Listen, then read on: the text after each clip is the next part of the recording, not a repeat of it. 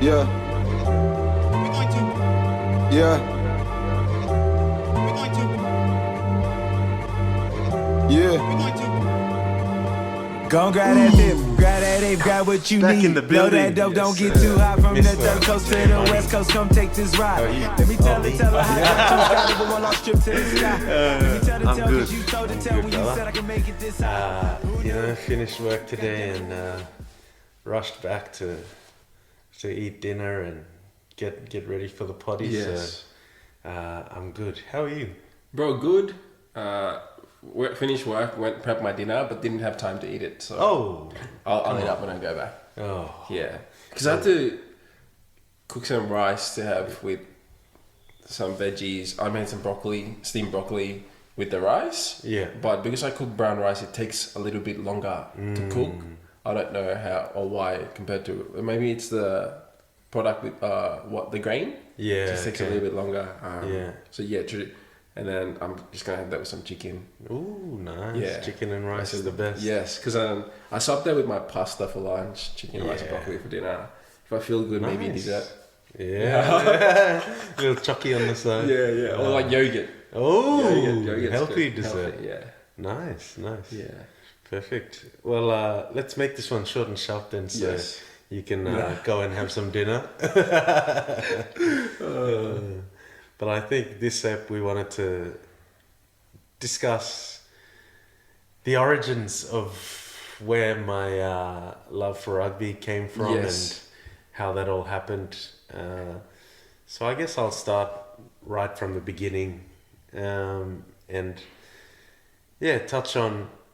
I know in the last few episodes, you guys probably know now, I went to St. Joseph's International Catholic College in Port Moresby in Boroko. And then came over to do high school here at Naji College. And so when I first got to Naji, I actually didn't play rugby at all. Yeah. I started off in soccer because soccer was my love, my passion. I supported Man City. I watched EPL every day. Lived and breathed football or soccer, whatever you want to call it. Yeah. But that was my passion. So all of year 8, I played soccer with some of my soccer mates out there, Kai Barnes, Sam Batterston, all you guys, if you're listening. They were all a part of our 8A's soccer team. I don't think we won. No, we didn't. I think we lost. Came second or third maybe to BBC. They're a good soccer school. Team. Yeah. So got to about year 9 and because Naji is a very big rugby union school, lots of wallabies come out of there. Probably the most recent ones are Matt Gibbon and Josh Fluke. Hasn't had a cap yet, but he's in the Wallabies squad for this upcoming series. So lots of Wallabies come out of Naji College every year, and it's just a rugby crazy school. And so come year 9, some of my friends were getting in my ear like, Richie bro, come play rugby union. You have to play, bro, because we'd always play touch. Yeah. And you can sort of tell, like, if you're doing all right in touch, then you could probably play union well. So then they got into my ear, say, Richie bro, come play touch, and I was like, okay bro. So then I left soccer, which was sad at the time, but also daunting because I never tackled anyone or put my body in those positions. So, I mean, it was very nerve-wracking. Yeah. But come the first trial, actually went really well.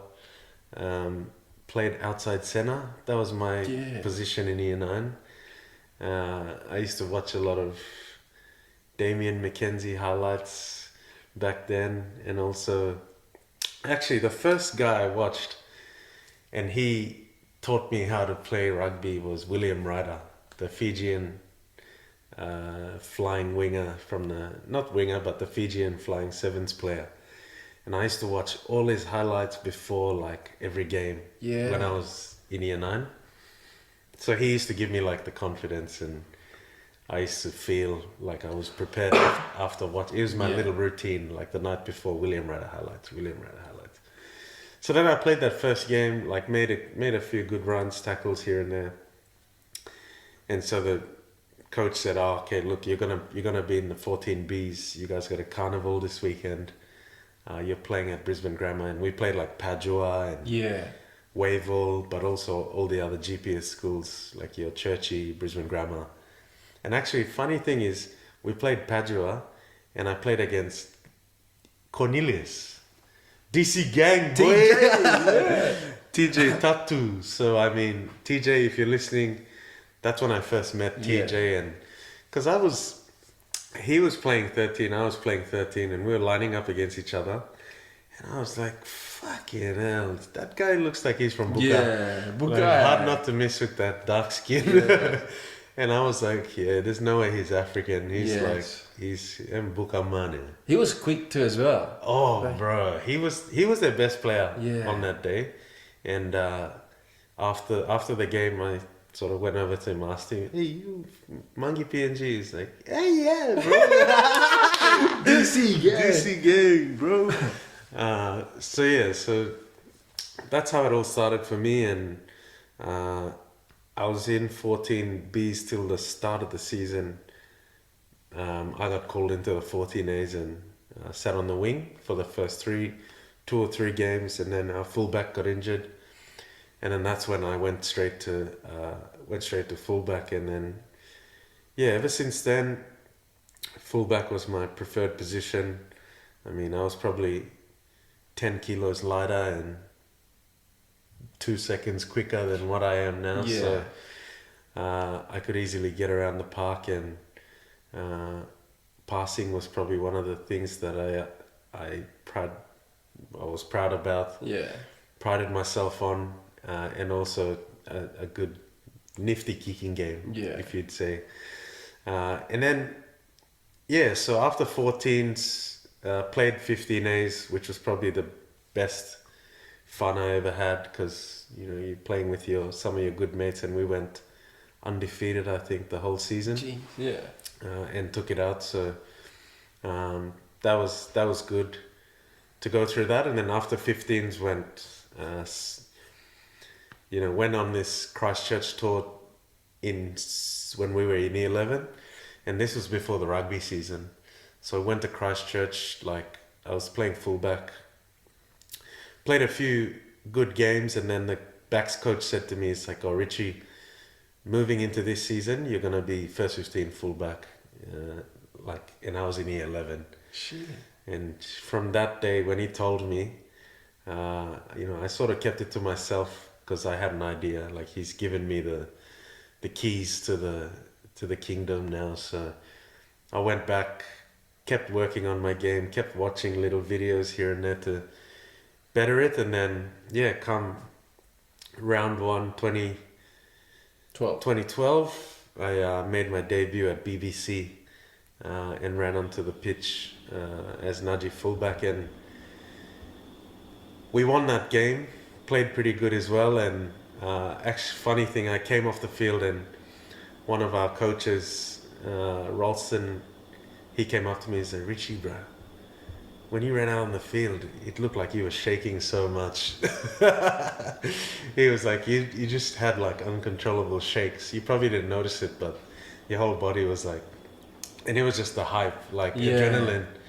Like, because I think before then, our school captain, who was also our number 12, Jack Tuttle, he gave like a really good speech, like fucking world-class speech. Shit. He was like, "Boys, you fucking G up for this and all of this." And I mean, I ran out. I must have been like really nervous, and but then ran out, did the job, and got the win. And then next week, Charles was injured for that first game. Charlie, the third uncle, the king of the wing, Mr. Tanakanai. So he was injured for that first game, but he came back the second game, and we both played together. Which was a very special moment for the both of us, because, being two boys from Kairuku, it was just nice to have another one top on the field, and he played wing, I played fullback, so there was a bit of connection there Yeah. that made it even more special. Even set him up for a try. Yeah. Wow. So yeah, that's sort of the backstory to where my love for rugby came from. Was from Naji and those experiences in the first 15. And then after school, I sort of drifted over to GPS rugby, Jeeps rugby, where most of us did from our year. We went and played Colts over there. I know James Tuttle, who's in the Wallaby squad now at the moment. Yeah. Campbell Magnay, Jaden Rodwell, a few of those boys came over, so that was really fun as well. I was injured half the season, so didn't really get to express myself to the fullest. But then, a couple of years down the track, I was playing at made the move over to West Rugby and played 2 seasons there in the Premier Grade side, which probably weren't the best seasons. I think West was still in that rebuilding phase. The club was a shit house. It was a little sandpit. Yeah, I speak to someone that's there now, Yeah. and they say it's just like coming through that rebuild now, and everything's sort of looking up, I guess. Oh, it's so good now. So like you go to the clubhouse, there's proper seating area, good facilities. There's grass on the field. Like before then, when the clubhouse was quite old, like grungy. Field wasn't too good. It was like just sand everywhere. But yeah, those experiences I don't regret. Yeah. Because the club nights were fun. Yeah. Everyone get fucked up like in the old shed, just getting naked and shit, like weird random stuff. So yeah, and then luckily enough, I was able to be selected in the PNG Pukpuks squad. Yeah. In 2015, and we played the Oceania Confederations Cup against American Samoa, Vanuatu, and also Solomon Islands. Yeah. And we won all 3. Yeah. Scored a debut try against American Samoa, and I was just so happy and so grateful to those coaches for, believing in someone who didn't play rugby back there. Yeah.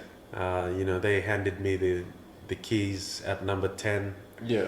And I was able to play in front of my friends and family and put on that PNG jersey that I would always dream of when I was young, like watching the Kummels play and even just watching people that we spoke about like Dick Atoa, Marcus Bai, Ryan Pinney. All of those guys were able to represent their country in their own sports, but I was just so like just over the moon to represent my country.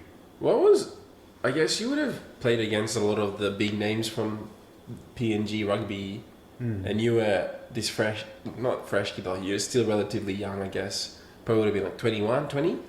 Yeah, I was 2015 was 2020. 20, yeah. So like coming up against guys that obviously would have played before, what was the experience like from like learning first of all from them? Yeah. But also, because as number 10, you would have had control over the game, like telling them what to do. What was that experience like? Because it would have been, like you're telling this grown man, like play there, like you're giving them instructions. How did that kind of go for yourself? Just for people that, Yeah, look, I'll take us back to when we were at Naji, we used to go back home and play Pomis. Yeah. So just from that experience, I sort of knew how to insert myself in that environment. Yeah. Because when we would go and play Pomis, like, there's so much chat thrown on, like, hey, old white man, they're coming to play us. They're like not better than us, like they're all privileged boys who live down in Brisbane. Your parents pay for your school fees and all of that. Like we were getting all of that. So you kind of need to not speak, but you need to be able to let your actions do the talking. Yeah. So in that, I took that mindset into the PNG camp. Yeah.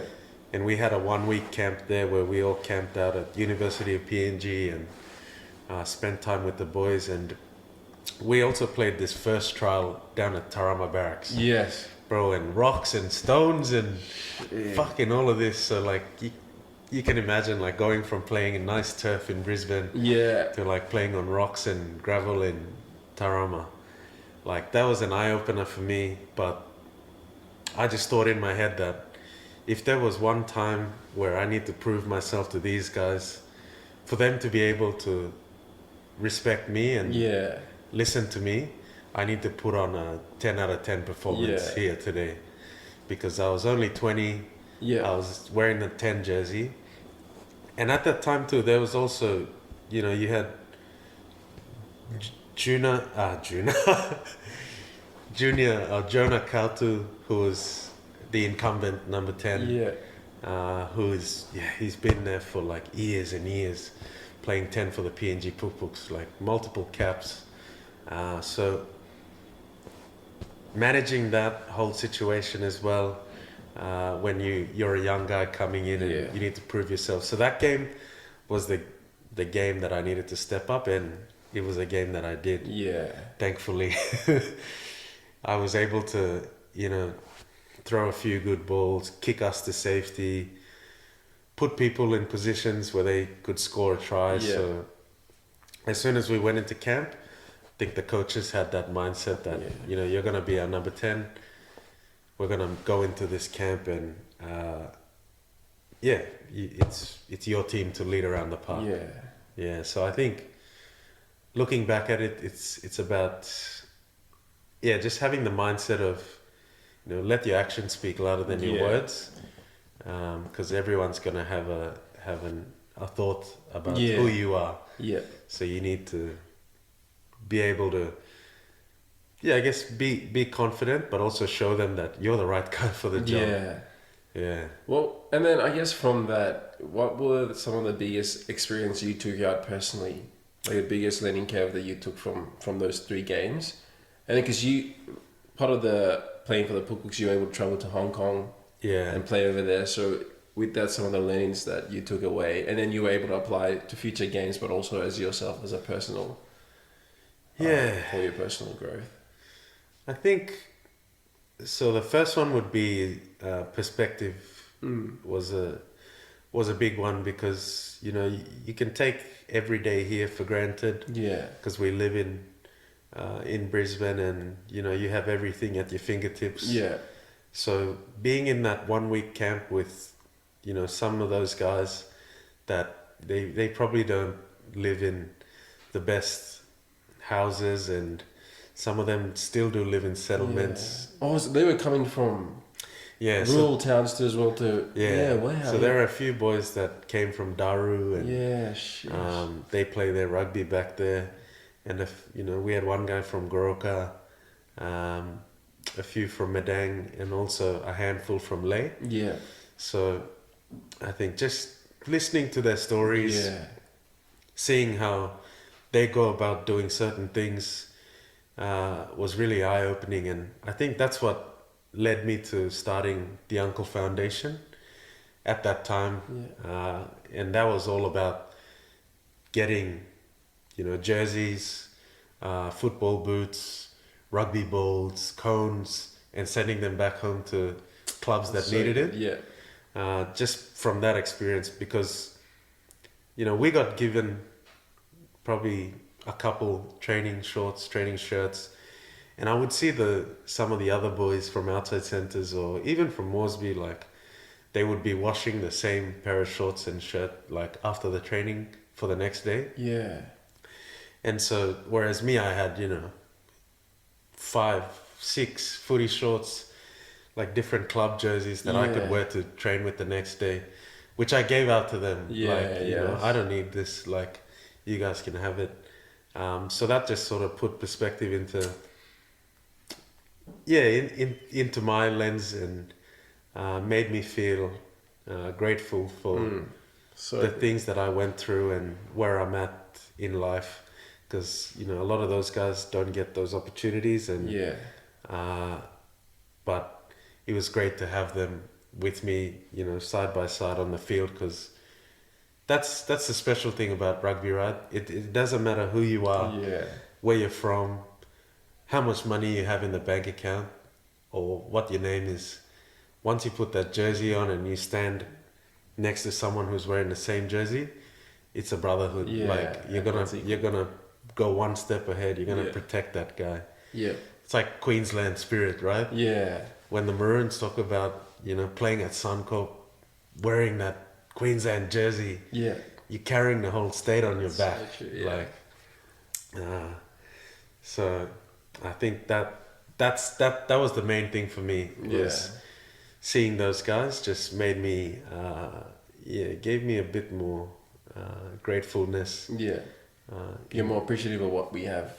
Exactly. Yeah. That's it. That's the word. That's so good. And I think to that point too as well, and I guess because it's a privilege, right, to represent the country that, you know, you were born from and has kind of made you who you are. So, you know, to your point about doing that Uncles Foundation to then give back, because of how privileged we are, I think it goes a long way in terms of saying, look, that perspective I've been able to, you know, look at, and which is, I guess, inspiring. And I hope that, you know, for our listeners too as well, that they can take something out of that. And I guess ultimately out of what we discussed tonight, I think it's also part of the memory too as well. Yeah. Like I could live that experience. Like obviously as a kid growing up, you play sport, you want to represent your country, whether you're from Australia or PNG, and you know, just hearing your story, you could, you know, see what it meant to you, but also you're sharing that podcast so we could get a life, get some insight into that life. So thank you for that. I appreciate that, bro. No worries. I hope all of you out there enjoyed. Yeah, it was really good. Even like some of the stuff that you were saying, we hadn't spoken about it before, because obviously it's personal to you, and you don't want to come across as someone that's bragging about that, because obviously like you don't want to be seen as that, but it's like something you hold close to yourself, and you know, maybe one thing to tell your grandkids down the track when they'll see a big photo in the house. They're boo playing Pukpuks. Bro, but they could be future wallabies, you know, and maybe so hopefully Liv's genes are strong, because I know mine are.